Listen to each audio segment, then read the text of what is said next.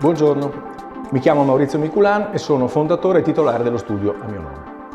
Ci occupiamo prevalentemente di diritto d'impresa ed in particolare di diritto penale, finanziario, fiscale e societario. Per questi motivi ci interfacciamo quotidianamente con una clientela che necessita di risposte e servizi rapidi ed efficienti.